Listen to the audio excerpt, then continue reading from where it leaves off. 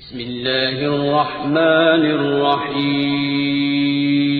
چھوٹی مخلوقات میں چھپے الہی راز، مطلب ہمارا مقصد آج یہ کھوج لگانا ہے کہ چیونٹی اور مکڑی جیسی بظاہر حقیر مخلوقات انسان کو کیا سکھا سکتی ہیں۔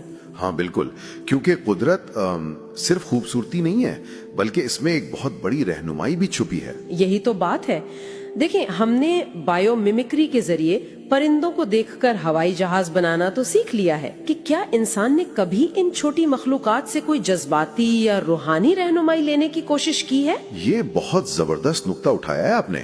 ہم ظاہری ٹیکنالوجی اور ڈیزائن کاپی کرنے میں تو بہت ماہر ہو گئے ہیں، لیکن ہم اکثر یہ بھول جاتے ہیں کہ ان مخلوقات کے کام کرنے کے انداز میں کچھ ایسے پیٹرنز ہیں جو انسان کی پیچیدہ زندگی کے کئی مسائل حل کر سکتے ہیں۔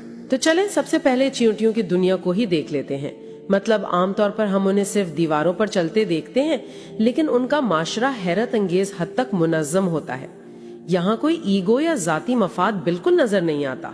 جیسے ہمارے ذرائع میں قرآن کے ایک واقعے کا حوالہ دیا گیا ہے جہاں ایک چونٹی اپنی قوم کو باقاعدہ خبردار کرتی ہے کہ جلدی سے اپنے گھروں میں داخل ہو جاؤ تاکہ کچھ لے نہ جاؤ۔ بالکل، یہ محض اپنی جان بچانے کی بات نہیں تھی، بلکہ اس میں ایک شاندار اجتماعی فکر اور پوری قوم کے تحفظ کا شعور نظر آتا ہے۔ اور یہ سن کر مجھے سچ میں ہمارے آج کے جدید کارپوریٹ کلچر کی یاد آ گئی۔ مطلب انسان جو خود کو سب سے باشعور سمجھتا ہے، وہ اکثر صرف اپنے بونس یا پروموشن کی دوڑ میں اندھا ہو جاتا ہے۔ ایسا ہی ہے، وہ بس انفرادی کامیابی چاہتا ہے۔ ہاں، ہم اپنی ہی ٹیم کو پیچھے چھوڑ کر آگے نکلنے کی کوشش کرتے ہیں۔ ایسا لگتا ہے کہ انسان کا غرور اسے ایک چھوٹی سی چیٹی کے نظم و ضبط سے بھی کہیں پیچھے لے گیا ہے۔ یہی تو اصل نقطہ ہے۔ دیکھیں، چیونٹی کے پاس کوئی بڑا ہجوم یا سائز نہیں ہے، لیکن اس کے پاس ایک واضح مقصد ضرور ہے۔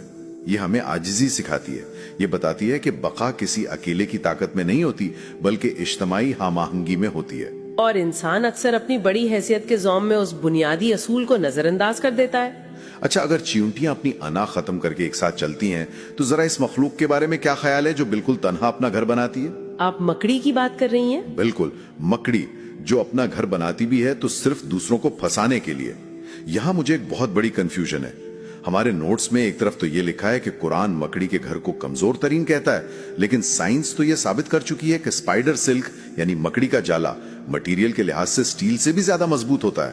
دیکھیں، یہاں بات مٹیریل کی مضبوطی کی نہیں ہو رہی بلکہ سٹرکچر اور اس کے حقیقی مقصد کی ہو رہی ہے۔ مطلب ظاہری مضبوطی نہیں، اندرونی مقصد۔ ہاں، کیونکہ مکڑی کا جالا ایک شاندار پھندا تو ضرور ہے، لیکن کیا یہ ایک گھر کے طور پر کوئی تحفظ فراہم کرتا ہے؟ مطلب یہ نہ تو شدید گرمی سے بچا سکتا ہے اور نہ بارش سے، اور سب سے بڑی بات ان کا سماجی ڈھانچہ بھی انتہائی خود غرضانہ ہوتا ہے۔ واہ، یہ تو واقعی ایک نیا زاویہ ہے۔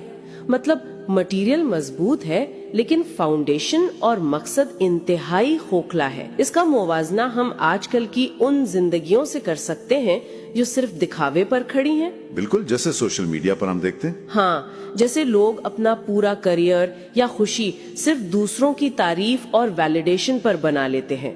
باہر سے دیکھنے میں یہ ایک بہت مضبوط اور چمکدار جال لگتا ہے، لیکن جب زندگی میں ذرا سا بھی حقیقی بحران آتا ہے تو یہ کوئی جذباتی تحفظ فراہم نہیں کر پاتا۔ 100%۔ کوئی بھی چیز جو صرف شہرت، مادی حوص یا دکھاوے جیسی کمزور بنیادوں پر کھڑی ہو، وہ ایک نہ ایک دن اندر سے کھوکھلی ہو کر گر ہی جاتی ہے۔ مکڑی کا گھر ہمیں یہی بتاتا ہے کہ ہر خوبصورت اور بظاہر مضبوط نظر آنے والا سٹرکچر حقیقت میں پائیدار نہیں ہوتا۔ تو اس تمام گفتگو کا نچوڑ یہ نکلتا ہے کہ ہمیں خود کا جائزہ لینا چاہیے۔ کیا انسان کے کام کرنے کا طریقہ چیونٹیوں جیسا بام مقصد ہے، یا ہم محض مکڑی کی طرح دکھاوے اور وہم کے جال بنا رہے ہیں؟ اور یہی وہ بصیرت ہے جو قدرت ان مخلوقات کے ذریعے واضح کرتی ہے، تاکہ انسان صرف مادی چیزوں کے پیچھے بھاگنے کے بجائے اپنی اندرونی بنیادوں کو بھی جانچے کہ وہ کتنی مضبوط ہیں۔ بالکل صحیح کہا آپ نے۔ اور اس جائزے کو ختم کرنے سے پہلے ایک ایسی سوچ جو ان ذرائع سے ذرا ایک قدم آگے کی بات ہے۔ آج کل ہر طرف آرٹیفیشل انٹیلیجنس اور نیورل نیٹ ورکس کی بات ہو رہی ہے جو انسانی دماغ کی نقل کرتے ہیں۔ ہاں، اے آئی کا تو بہت چرچا ہے۔ تو ذرا سوچیں، اگر مستقبل کی ٹیکنالوجی انسان کی متضاد سوچ کی بجائے چیونٹیوں کی اس سوارم انٹیلیجنس اور بغیر ایگو کے اجتماعی شعور کی نقل کرنا شروع کر دے تو کیا وہ دنیا کے لیے زیادہ بہتر اور پائیدار فیصلے نہیں کرے گی؟ یہ یقیناً ایک ایسا سوال ہے جو مزید غور و فکر کی دعوت دیتا ہے۔